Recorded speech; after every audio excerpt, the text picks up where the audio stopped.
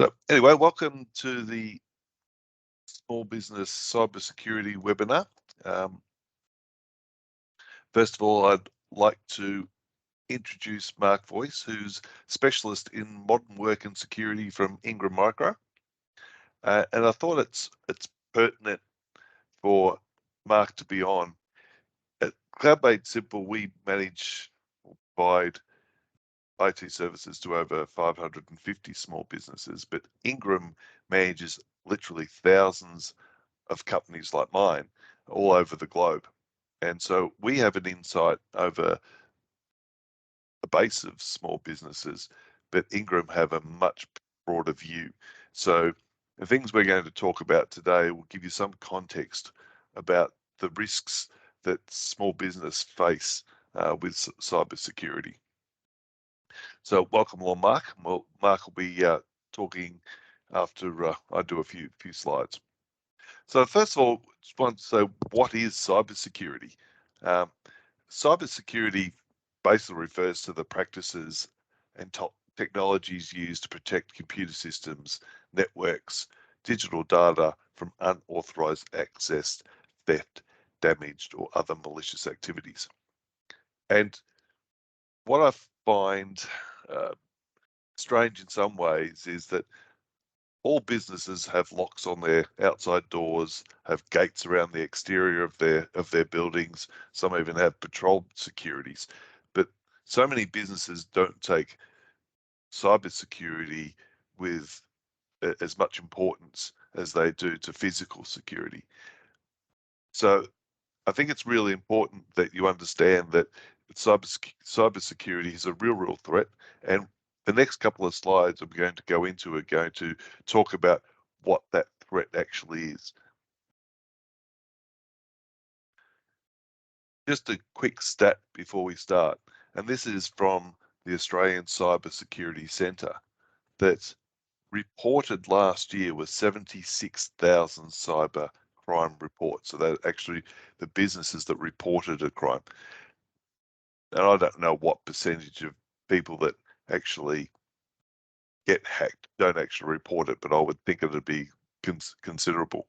But even the reports was a 13% increase from the last financial year. That equates to one report every 7 minutes. So every 7 minutes, a business is actually reporting to be hacked. So you can just see the size of the threat. And what I thought I'd do is just go back to the evolution of hacking. So, and I think it's pretty neat just to see how it's evolved. In the early days, and this is back in the 60s and 70s, it was basically students having fun, being able to hack into networks and show funny photos and basically skylarking. But by the 80s and 90s, it had become a real issue because it was becoming financially motivated. People could realize that actually they could make some money out of it. And the first computer worm was created by a student named Robert Morris, who caused the first significant computer issue back in the late 80s. And from there, this led to the creation of other viruses, Trojans, and other types of malware that we use to steal sensitive data. So basically, as computing became more sophisticated, the hackers could work out they could make some money out of this. That's the evolution of it. And then you have this thing called hacktivism, which is a bit like it's political motivated, and things like WikiLeaks, etc. Well, Julian Assange has become the most famous one of those, from being able to hack into networks and gain data. But now, as far as small business is concerned, it's a legitimate illegal business model now for so many companies out there that carry out hacking. It's a $6 trillion industry globally. So there are legitimate, well, they're illegitimate, but they're legitimate businesses set up, especially in not in Australia, but certainly in where there's less regulations, Russia, China, Ukraine, all these places set up these illegitimate businesses to get money out of businesses where they can. I thought I'd just mention the most common ways small businesses uh, can be hacked, and explain what they are. So the first one is phishing attacks, and like the name suggests, it's actually sending out basically emails with links in them, which can then be clicked and infect your email. And this is where uh, hackers can get hold of your email credentials. They generally, the way they do it then is they spoof, or there is pretend to be someone else. Uh, they understand, they'll watch the email flows. They'll understand that you may be sending invoices to certain suppliers. Then they'll create an invoice, and generally you'll see it that it's misspelt or whatever, or ask for this particular invoice to be sent to a different account, change the account numbers. And so this is the primary way small businesses are affected, is by getting into their email. Secondly is malware attacks, and as the name suggests, again, it's malicious software. Again, it's a way of getting into your computer network and finding the vulnerabilities, and then basically turning that financial gain by, again, pretending to be someone else. Yeah, it's not too dissimilar to phishing, except malware can get in through many other ways except for just your email. And ransomware, as the name suggests on that one, it's basically locking out your computer systems or gaining your data and then asking for a ransom. So that's one way the criminals can monetize that. Two other things to protect: weak passwords. Still, we see so many people with admin 123 or their first name 123, and they're not taken seriously. So weak passwords is another area small businesses get hacked. And the last one is significant. It's insider threats. So it's actually not being hacked externally. It's actually when people leave their one employment, go to another, and they download sensitive information or your own IP and then take it to a competitor. And that's a real issue. So small businesses need to be aware of all those things.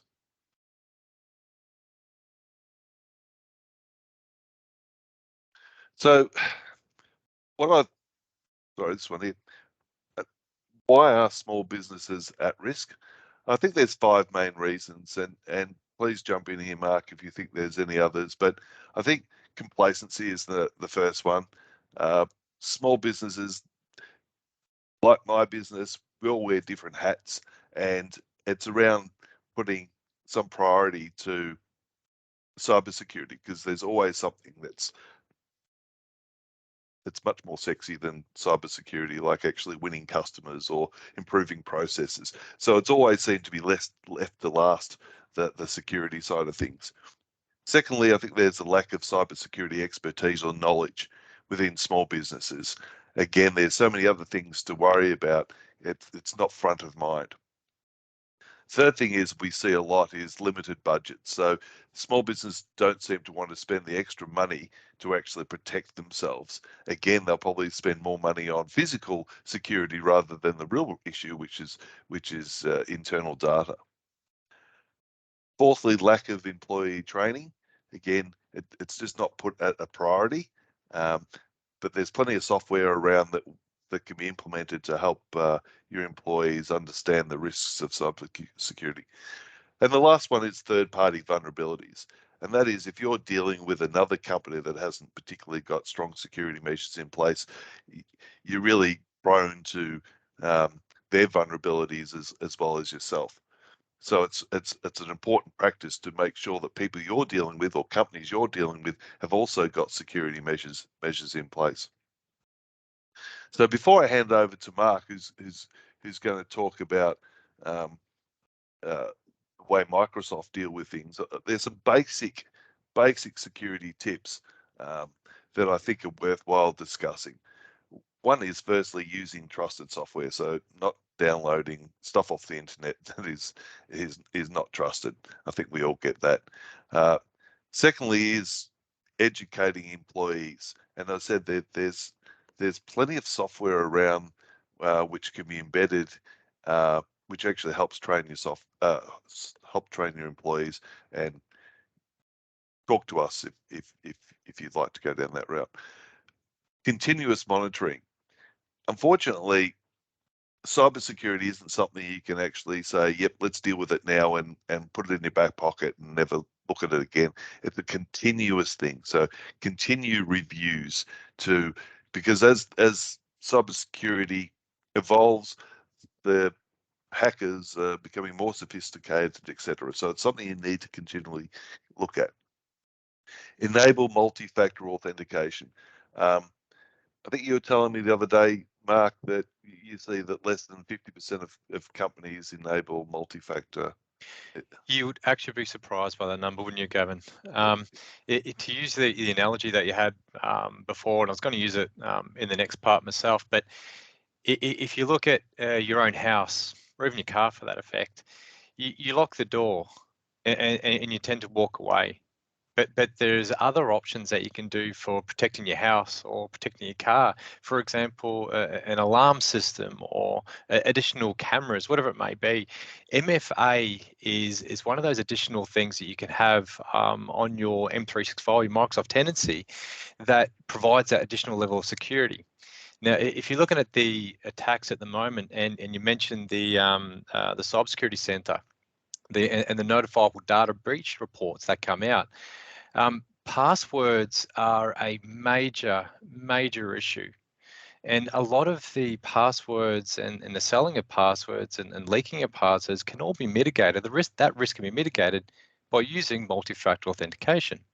So it's very surprising to see the amount of MFA or the lack of MFA that's enabled globally within the Microsoft ecosystem. Definitely. I also, I was actually talking to a business late last week about it, because they think that multi-factor authentication will upset their business, as in, they're going to be reminded every time they log in that they have to, authenticate, and that's simply not the case. There's so many different ways that you can set up the back end of that it might do it that only when you're outside your own Wi-Fi IP that it will ask you to approve, or when you're using a different computer, etc. So it's not that much of an inconvenience. So Agreed.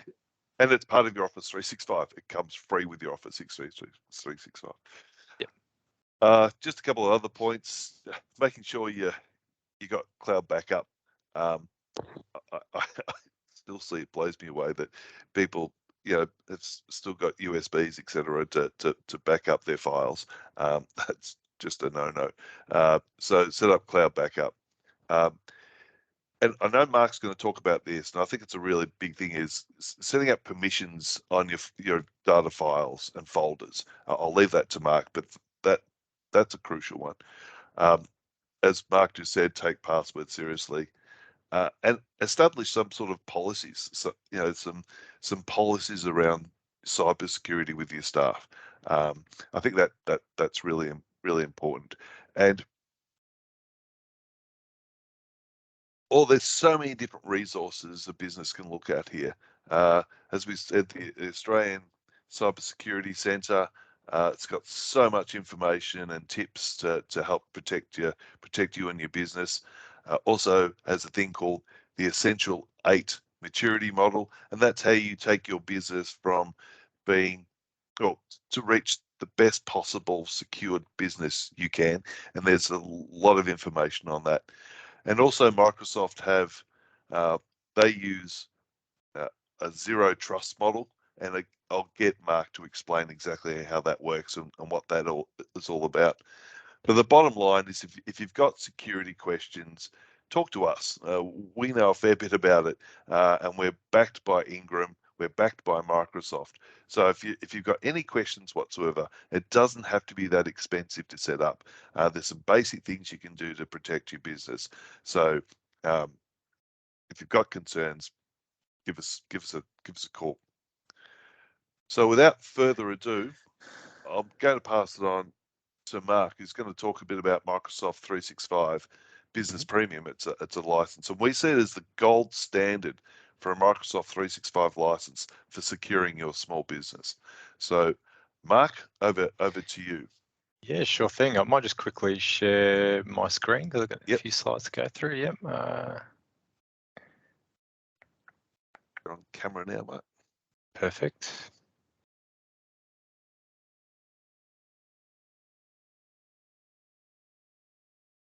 Is that coming up for you? Yep, perfect. Oh, perfect. Okay. Look, probably before we jump into the Microsoft 365 Business Premium, just to reiterate a couple of things that Gavin mentioned there, especially when it comes around to cybersecurity tips, enabling MFA, that's an obvious one. And as Gavin mentioned, it comes as a part of being a part of the Microsoft ecosystem, whether you've got a business basic or business standard. Microsoft refer to them as the security defaults. It is a default. Having MFA enabled on your tenancy, already you're starting to de-risk the business or hacking or breaching within the tenancy by more than 99%. So I'd implore you, if you take anything away from those tips, to enable your own MFA on your tenancy. When Gavin mentioned a very good point, where we do hear from a lot of partners, and Gavin's correct. Even Australia alone, we deal with thousands of different partners, and for them, they've got a majority of their customers will be SMB or the mid-market, and we do hear some feedback on, well, why should we enable MFA? We've got all these other security vendors in play at the moment. Well, surely they're protecting us as well, but and MFA seem to be one of those, we're doing security, but now we're doing security as an annoyance. But he's right. Gavin was right. With such things, licenses as business premium, you can set it up in the back end in such a way, and CloudMate can do this for you, whereby MFA is only required in certain riskier situations where you are outside of your office, for example. So all of a sudden, you've got the option to be more flexible with MFA and some of the security that you can actually deploy into your business. Now, there's a couple of one other thing I'd like to just to reinforce as well with Gavin is there's a misconception at the moment where a lot of small businesses think that, well, IT security, breaching, hacking, stealing, identity theft and stealing of data, that only really just happens with the larger players, the more well-known names in the corporate and enterprise world. I mean, take in case, for example, last year was Medibank. We also heard Optus. And these are just the ones that were in the news. There were a lot of others, second tier and third tier, that didn't even get to make it into the media.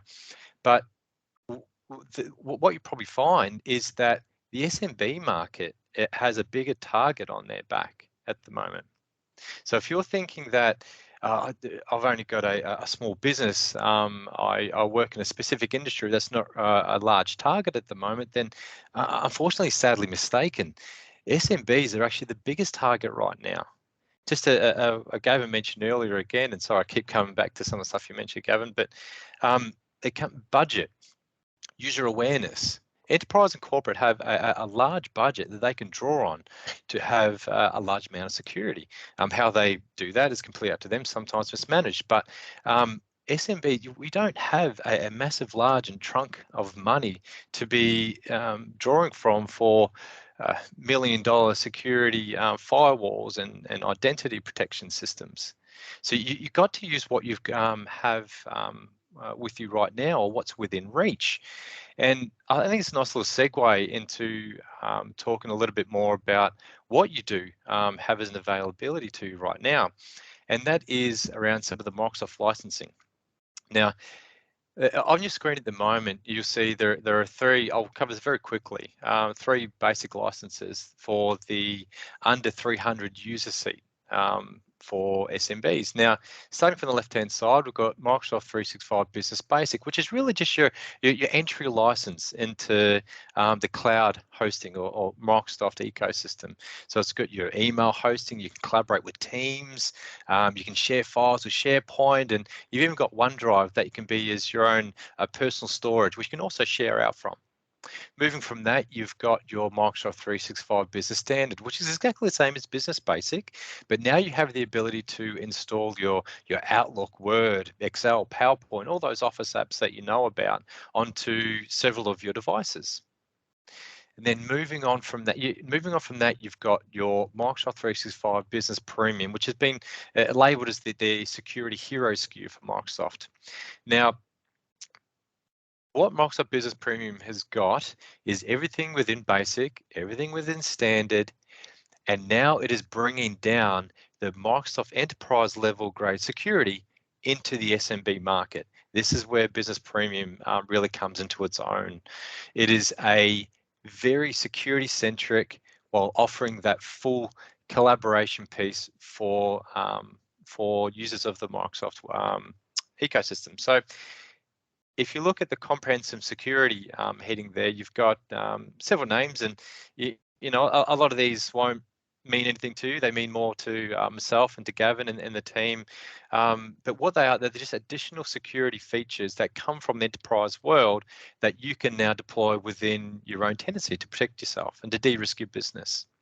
Now, this is not a complete list of all the features in there. If I was to put everything that was in the Business Premium SKU as opposed to the others, we would have a complete slide on it. So yeah, we'll move on to the next. Oh, it's not working for me. There we go. Now, there are several mentions that Gavin had around why the SMB market. And I mentioned a few things as well, but Microsoft see the small and medium business market, especially in the last few years, have been asking three common questions. So we're looking at how can we do distributed work better? So in the time when COVID-19 hit, for example, the amount of employees that had to start working from home became a lot greater. So there's a need for be able to do distributed work better. So employees coming in from different locations, whether it be from home, from their own device, from a cafe, wherever they could actually have the ability to do work and do it quietly for some people. So how can we do that distributed work better and stay productive? Now, without the safety of being within that network that you're fundamentally used to, we've got the added issue of maintaining security. So now we've got you've got devices that you don't know come into your network from home. You've got mobile phones now being connected into the network that you're not too sure if they're even got certain patching, or if they've been jailbroken, whatever they may be. So we've got to think about where are my data sitting? So how are we maintaining that security in this distributed environment? And obviously the last one there, needless to say, how can we keep our costs down? So the economic questions around how can we afford the additional security and the additional collaboration in this new way of working? So what I'm going to do now is really talk about the from those questions and what we mentioned earlier, or Gav mentioned earlier, a little bit more about how Microsoft 365 Business Premium, less so about the features that myself and Gavin and the team will talk about, but more about what it means to you. Now, when you're talking about security, and we used the analogy before with MFA and the house, just locking the door and walk away. Well, that's one level of security for your house. But what about all these other things? You've got your windows. Are you locking your windows? Do you have an alarm system? Do you have cameras? Do you have that additional security, that phone home? Now these are all different layers of security that you can have for your home. Now, if you take the same mentality and the same thought process and apply it to what you're doing with an IT within your business, well, Business Premium offers that additional layer as well. So what we've got with Business Premium is we've narrowed it down to 4 different layers. So you've got your identity security, so your employees, your users that are wherever they may be, in the office, from home, interacting. with the Microsoft environment and logging in as themselves, so their identity. And there are several things in there that you can do. For example, we've got multi-factor authentication, and again, that is a big one that'll employ everyone to be enabling. You've got self-service password resets and such things as conditional access, where you can lock down access to your Microsoft 365 tenancy to only Australia. So if we think about all the threat actors that are out there, and we think about wars that are happening very north of us, we think about the superpowers in the world, there's a good chance that a lot of the breaches, the attacks, the cybersecurity attacks, a lot of them do come from these countries that reside outside of Australia. Well, one thing you can enable with Business Premium is geolocking. And like I mentioned earlier, that has the ability to only access to users that are coming from an Australian IP address. Now, going across to device security, so you think about, now we're thinking about, well, okay, that's the identity, but what about the device they're coming in from? So if you think about your desktops, your laptops, your mobile phones, your BYOD, or even if they're business owned, you own them, they're part of one of your assets. Well, you can also manage those devices where your data goes. If it goes from your Microsoft tenancy into their local hard drive on their own computer, for example, all of that all that risk can be removed. Now, if you think about an employee that leaves the company, for example, or even something that gets stolen, so a laptop or a mobile device gets stolen. With Business Premium, you have the ability to remotely wipe that device before any of the data gets leaked.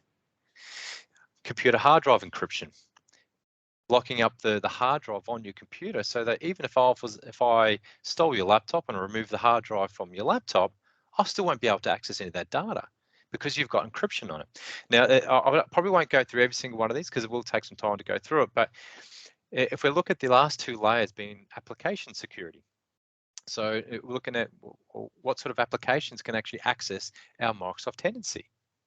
What can be pasted in and out of a Microsoft application? Like, for example, if you've got a Word document that's sensitive, it will allow you to copy that personal data to Dropbox, my personal device, my personal OneDrive, my local desktop. There are certain things that can be put in place to actually disallow that. And the very lastly being the document security. So the very last one, where you can classify certain documents, and this is what Gavin was mentioning earlier, but I'll provide a few more examples on, where you can put classifications on certain sensitive documents within your network or your tenancy, whereby you are providing permissions for only certain people to actually view the file. Now, this is what will be very similar to what you've seen with on-prem servers, for example, where only certain departments or certain individuals can actually access the folders of files. Well, it's very similar, but what it does, it actually is attaching permission to the file, but even if it's away from the network.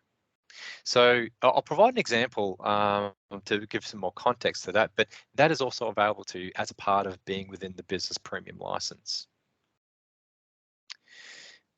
So we've got a fictional company here to explain some of these scenarios. I'm called Oswin Traders.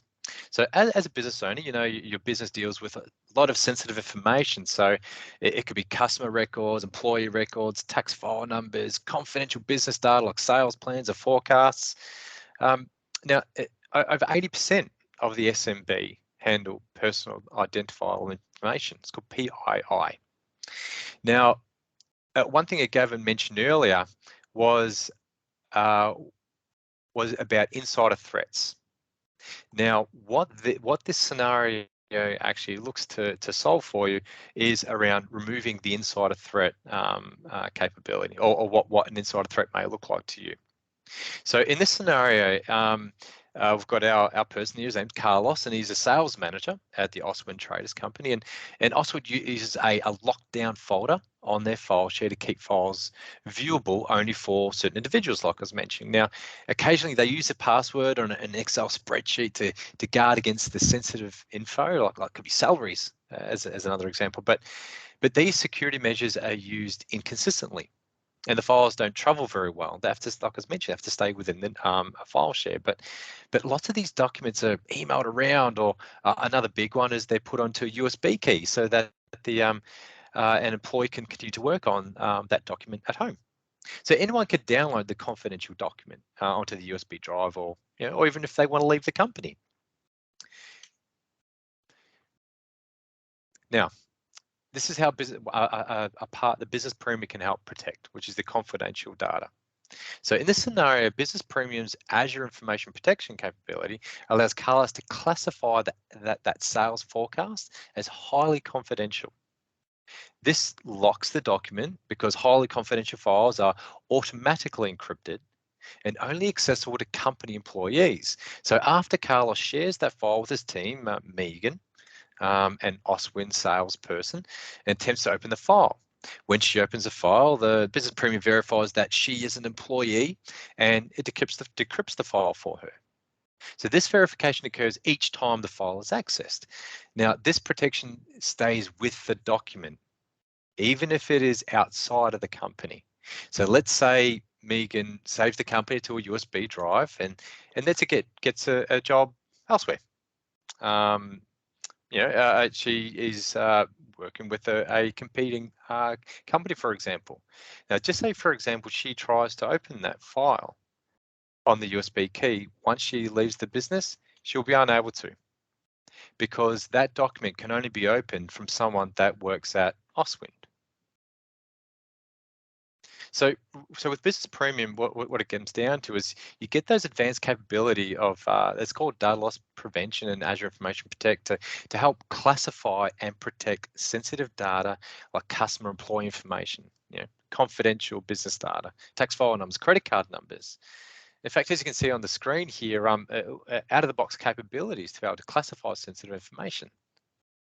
So if you think about working from anywhere, employees use personal devices to access company data, having controls for sensitive data become a lot more prevalent and important. Now, one other challenge I'll quickly run over, and I'm not sort of changing customers and partners to Northwind Traders Company now. And speaking of employees using personal devices, now 64% of SMBs allow employees to access work data on personal devices. Now, a common scenario is an employee, say a marketing manager, using her personal phone to check company email. So she receives a confidential business plan and saves it for later reference, but accidentally saves it to her personal share, which is not secure. So in this instance, that person saved it to a Dropbox. Now, with Microsoft 365 Business Premium, you can protect against that scenario. So by setting up protection policies, you can specify that work apps are separated from personal apps, and that work documents and attachments are only saved on authorized work shares like OneDrive for Business. So safeguarding that sensitive work information. So these are just a couple of scenarios that we see Business Premium really coming into its fold, and something that you won't have with your Business Basics or your Business Standards. And these are just a couple of scenarios here that we're running through that, like Evan was mentioned, more around the data security. But Microsoft are constantly adding to the features and the capabilities that you can actually leverage within Business Premium, as more and more of it comes down from the enterprise level down to the SMB market.